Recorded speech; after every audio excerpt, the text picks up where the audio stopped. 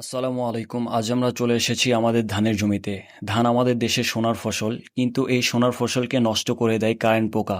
পাতা কেটে শুকিয়ে ফেলে, গাছের শক্তি কমিয়ে দেয়, ফলে ধানের ফলন মারাত্মকভাবে কমে যায়। তাই সময়মতো স্প্রে করা খুবই জরুরি। আমি আমাদের স্থানীয় বাজার থেকে বীজগুলো সংগ্রহ করেছি।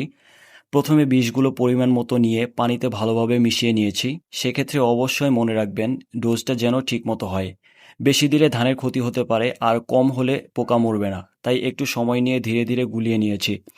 আরেকটা কথা হচ্ছে, যে কোনো কীটনাশক ব্যবহার করার আগে অবশ্যই এক্সপায়ার ডেট চেক করে নেবেন। এটা শুধু কীটনাশকের ক্ষেত্রে না, যে কোনো জিনিস কেনার আগে ভালোভাবে চেক করে নেওয়া উচিত। স্প্রে দেওয়ার সময় একটা জিনিস খুব খেয়াল রাখতে হয়, বাতাস উল্টো দিকে গেলে বিষ নিজের গায়ে চলে আসে, এটা শরীরের জন্য মারাত্মক ক্ষতিকর। আর স্প্রে দেওয়ার সময় ধীরে ধীরে হাঁটা উচিত, যাতে করে বিষ প্রত্যেকটা গাছে সমানভাবে পড়ে। সবার যার যার জমিতে একটু খেয়াল রাখবেন, সময় মতো পোকা ও রোগ চিনবেন, সময় মতো ব্যবস্থা নেবেন, তাহলে আল্লাহর রহমতে ফলন ভালো হবে। আজ এ পর্যন্তই। আসসালামু আলাইকুম রহমতুল্লাহ।